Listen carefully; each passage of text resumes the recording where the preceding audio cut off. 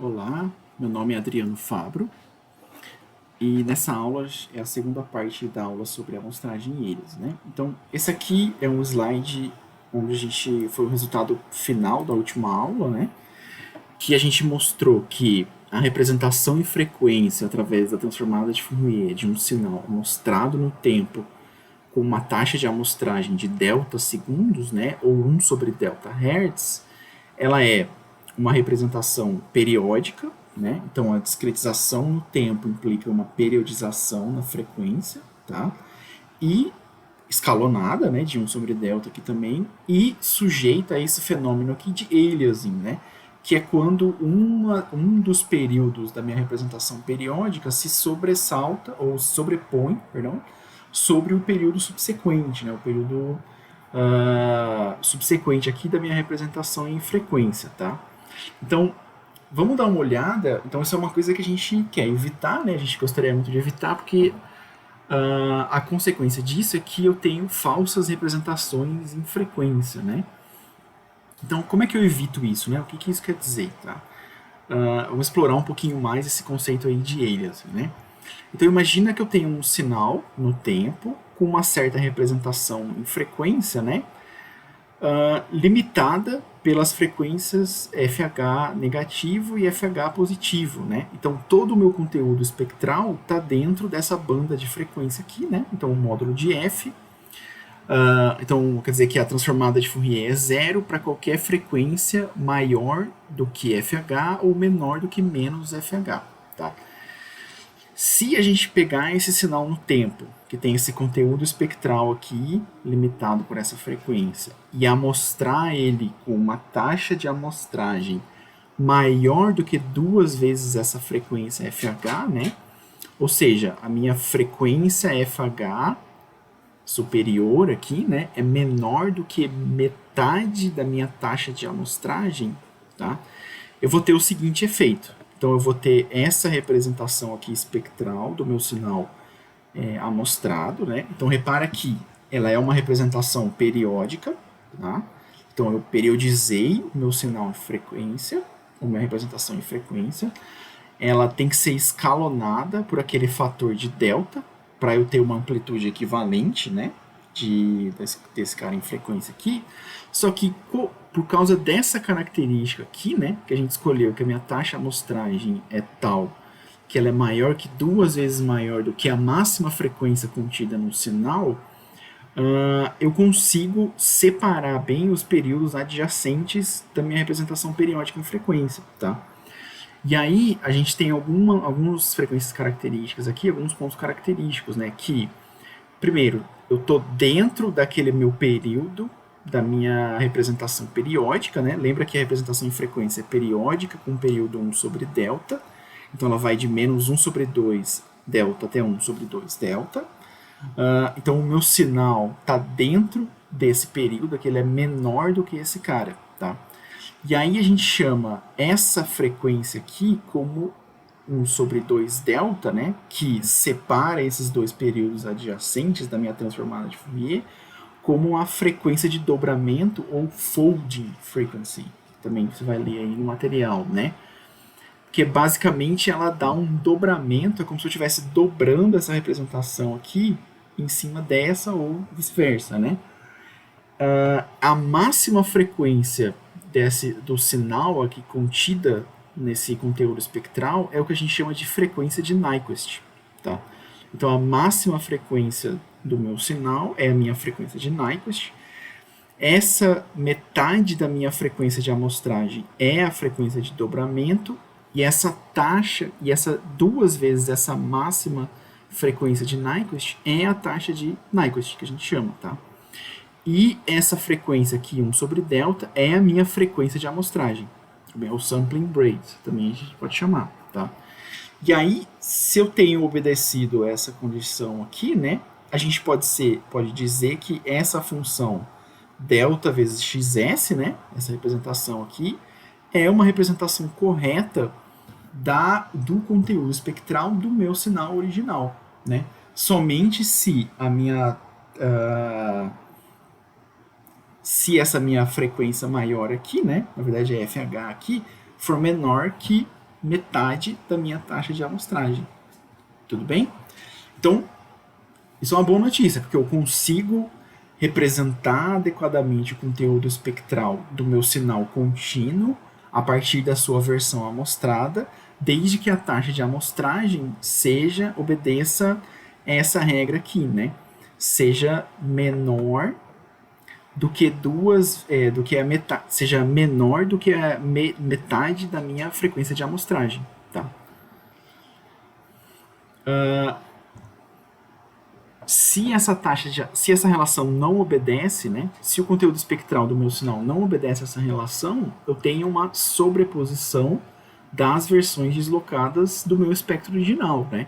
Que é aquilo que a gente viu naquele slide, né? Então eu tenho sobreposições aqui do meu espectro original e essas sobreposições levam a algo que a gente chama de aliasing, né? Que a gente comentou. Então eu tenho falsas representações da minha frequência do espectro original no meu espectro da minha sequência, do meu sinal amostrado, tá?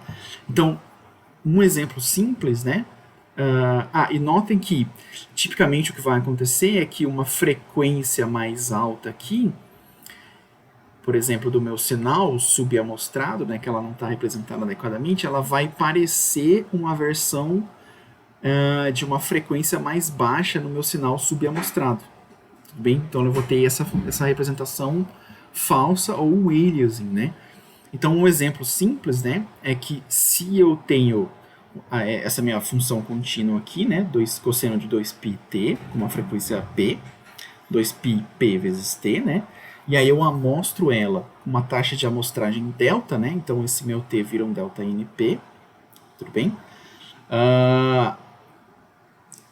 Então aqui, se a minha frequência de amostragem, se a minha frequência do sinal for maior que a minha taxa de amostragem, né, o que vai acontecer é que eu vou ter uma subrepresentação do meu sinal original, né? Então é como se eu tivesse tentando representar esse sinal de frequência mais alta, aqui, de frequência alta, amostro com uma taxa de amostragem fora daquele critério que a gente viu, né? E aí o que quer dizer? Eu não vou ter acesso a essa versão azul do sinal, só vou ter acesso a esses pontos vermelhos aqui, né? Com esses pontos vermelhos, repara que eu posso passar, interpolar aqui essa função azul que passa ali, então ela tende, né? Eu consigo representar essa função amostrada com esse sinal no tempo, mas eu consigo, por exemplo, passar essa função aqui também. Entendeu? Então, em princípio, se eu não conheço a minha função original, essa função, esse sinal vermelho aqui, também adequado para a minha amostragem, né? Então, repara que o que aconteceu foi que eu tinha uma função de alta frequência que foi falsamente representada, ou que pode ser falsamente representada por uma função ou por um sinal de frequência mais baixa, tá? Então, esse é o que é o meu fenômeno de aliasing aí acontecendo, tudo bem? Então, a pergunta é, como que eu consigo, a partir dos valores amostrados, diferenciar as duas formas de onda, tá? Porque, em princípio, se eu estou amostrando um sinal que eu quero fazer a análise espectral dele, eu não sei qual é o máximo conteúdo espectral dele, né?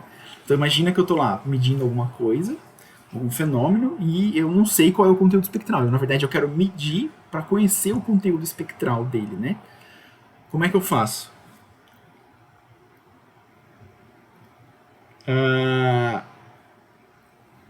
O que eu tenho que fazer, né?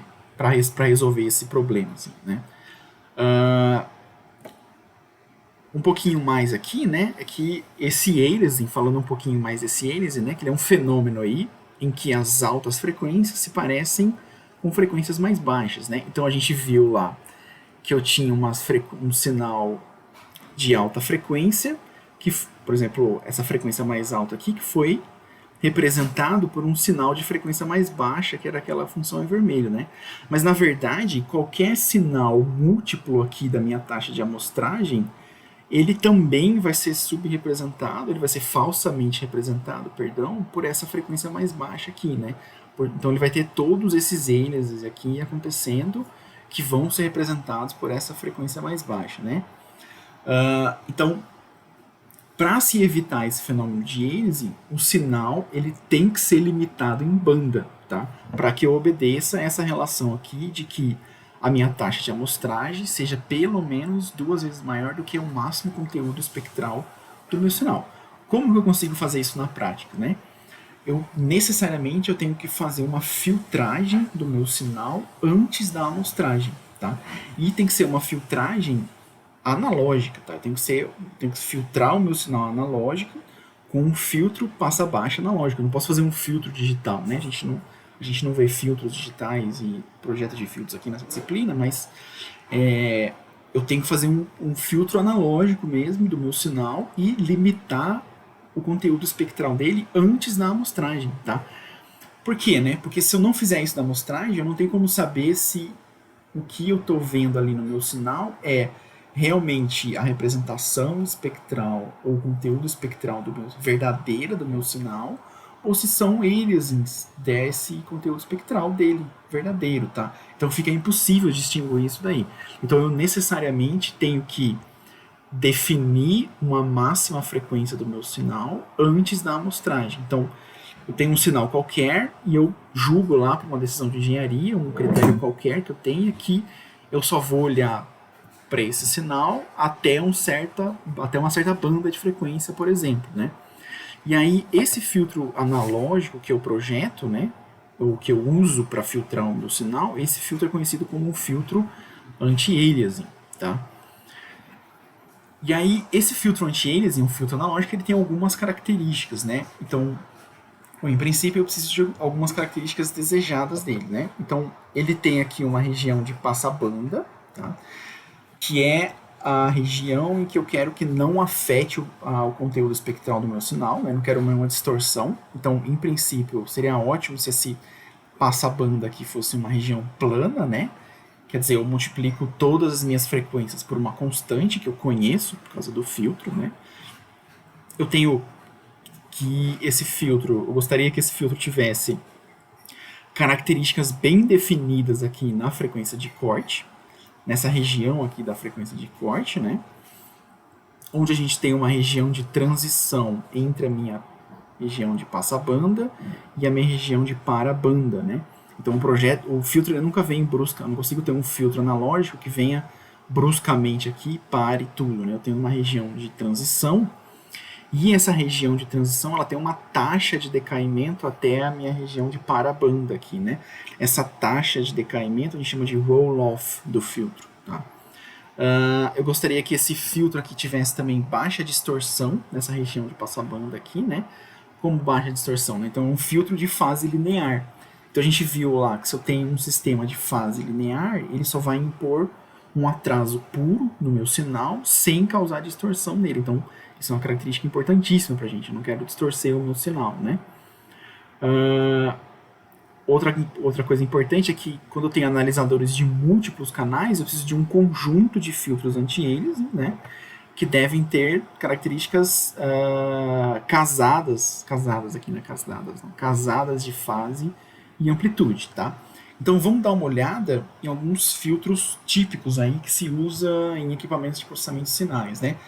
Hoje em dia é muito comum você já ter as plaquinhas de aquisição, né? Que é o que faz a sua amostragem com filtros anti-aliasing embutidos naquela placa de aquisição, tá? Mas dependendo do equipamento aí, você pode ter que ter um filtro separado, né? E aí é comum você poder escolher entre entre essas duas funções aqui para o seu filtro, tá? Que são implementados de maneira analógica lá, tá? Então, um dos mais comuns aí é o que a gente chama de filtro Butterworth. Esse filtro Butterworth, ele tem esse nome por causa desse polinômio aqui, que é pelo qual a gente projeta o filtro e implementa ele analogicamente, né? E aí ele tem umas características interessantes, né? Onde n é essa ordem aqui do filtro, tá? Então, em princípio, quanto maior essa ordem n do filtro, mais rápida é essa transição do meu passabanda para o meu parabanda, tá? Então ela tem a vantagem do Butterworth é que essa região aqui ela tem uma transição suave, porém ela tem uma banda relativamente larga, tá? Já se eu tiver um filtro passa-baixa do tipo Chebyshev, né? Ele tem um outro polinômio ali característico, né? Não é esse daqui. E a gente tem polinômios do tipo 1 e do tipo 2, né? Filtros do tipo 1 e do filtro do tipo 2, tá? A vantagem é que a minha região de transição aqui ela é muito mais curta quando comparada com o Butterworth, só que ele causa esses ripples aqui, essas ondulaçõezinhas do meu sinal, tá? Então, do tipo 1, ele tem um maior efeito de ripples na região de passabanda, e eu tenho o do tipo 2, que eu tenho maior ripples na região de parabanda, tá? Nenhum deles é muito bom ter esses ripples tanto nem no passabanda nem no parabanda, né? Porque mesmo aqui no parabanda, se eu amplificar muito o sinal aqui, manter o controle espectral, ele pode se converter em eles aqui no meu espectro que eu estou tentando recuperar, né? Mas são filtros bem utilizados aí, tá? Que você pode ter várias ordens aqui, geralmente tem alguma ordem mais alta ou combinar filtros aqui, né? Então, repara que é comum, assim, né? Você ter uma placa de aquisição, a gente vai falar aqui, né? Nessa configuração aqui, né? Então eu tenho lá um sensor que transforma o meu sinal num sinal elétrico. Esse sinal elétrico eu passo pelo filtro anti-aliasing, né? Então eu filtro ele lá com a minha frequência de projeto. A partir desse filtro aqui, eu jogo o meu sinal num conversor analógico digital. Então ele sai aqui de um sinal analógico para um sinal digitalizado, tá? Então ele vai estar aqui amostrado no tempo, tá?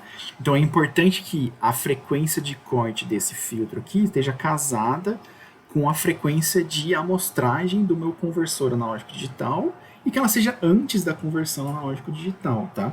Então, por isso que muitas placas de aquisição eu não tenho uma escolha, eu não posso escolher qualquer taxa de amostragem, né? Muitas vezes elas estão limitadas ali a um conjunto de taxas de amostragem por causa da característica dos filtros digitais que eu tenho ali, dos filtros analógicos, né? Que eu tenho para fazer essa limitação, né? Então, por exemplo, placas de som, geralmente a placa de som do seu computador, ela não vai ter, não posso configurar ela para capturar som em qualquer taxa de amostragem. Ela tem algumas características que é o que a placa permite, porque são os filtros que são implementados analogicamente ali, né? Então, eu tenho uma certa eletrônica ali, que eu não tenho muita flexibilidade sobre isso, para poder implementar essa filtragem analógica, tá? E aí, algumas características importantes desse filtro aqui são a frequência de corte, né, que a gente já falou, ou de cutoff em Hertz, que geralmente é o ponto de queda de 3 dB do filtro, tá? Essa taxa de roll-off, que vai definir para a gente aquela região de transição, né? Então, isso aqui a gente fala em termos de a minha taxa de atenuação, a gente dá em termos de dB por oitava, né? Essa taxa roll-off que a gente vai chamar de B. E eu tenho o meu alcance dinâmico do filtro, ou dynamic range, né? A aqui em dB. Esse alcance dinâmico, né, é a maior distância do filtro com relação ao ruído de medição. Então, aqui, ao ruído de fundo do meu sinal, né? Então, todo o meu sinal, toda a minha medição ali, eu tenho um certo ruído de fundo, e essa maior distância aqui é o meu alcance dinâmico do filtro ali, tá? E aí repara que eu não posso projetar a frequência de corte do filtro exatamente como metade da minha frequência de amostragem, justamente por causa dessa zona de transição, tá? Então o que a gente pode fazer é, imagina aqui que eu tenho um filtro ideal aqui, né, com passabanda, uma zona de transição aqui, uma banda de transição bem definida, até um passabanda, né? Só que como eu estou fazendo uma taxa de amostragem, né, como eu estou amostrando esse cara aqui com uma certa taxa de amostragem, eu vou ter que essa característica espectral vai ser dobrada em torno dessa frequência de... Ela vai ser dobrada assim, ela vai ser, como vou dizer, espelhada em torno dessa frequência de dobramento aqui, né? Ou folding frequency que a gente viu lá. Então, a minha taxa de corte tem que ser tal que esse espectro subsequente, né, do meu espectro periodizado, ele tem que influenciar pouco no meu espectro original, tá? Então, essa frequência de corte tem que coincidir aqui com essa frequência mínima de parada do meu espectro periodizado do período subsequente do meu filtro, tá? Então, repara que eu tenho que fazer que essa frequência aqui de corte coincide com esse cara, né? E aí eu tenho uma certa frequência aqui nominal, que a gente pode colocar de projeto, que está relacionada com a minha frequência de amostragem, né? Então, com isso, na prática, como é que eu defino a minha frequência do corte do filtro, né? Ela tem que ser um pouco menor que a frequência de amostragem, mas quanto menor, né? Então, tem algumas expressõezinhas aqui para aproximar isso, né? Para fazer esse projeto de filtro aqui, e aqui alguns exemplos, que eu não vou entrar em muito detalhes, né? Mas, tipicamente, dependendo da qualidade do filtro ali, né? Que eu estou utilizando, eu tenho que a minha taxa de amostragem tem que ser pelo menos 3 vezes maior do que a minha frequência de corte do filtro, né? Ou se eu escolher um filtro um pouco melhor, essa taxa de amostragem tem que ser pelo menos 2,7 vezes maior do que a frequência de corte do filtro, né? Então é comum você dizer aí, você vai conversar com alguém que trabalha com medição, de falar assim, não olha o conteúdo espectral, sei lá, eu quero olhar até uma certa frequência, então eu vou escolher a taxa de amostragem como o dobro daquela frequência. Falo, não, escolhe um pouco mais, é sempre bom dar um pouquinho mais, né? Por quê? Por causa dessa característica aí do meu filtro anti-aliasing, né?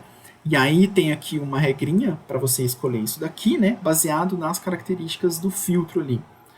Então, frequência de corte, que relaciona a frequência de corte e a frequência de amostragem do meu filtro anti-aliasing. Tá? Então, eu vou encerrar por aqui.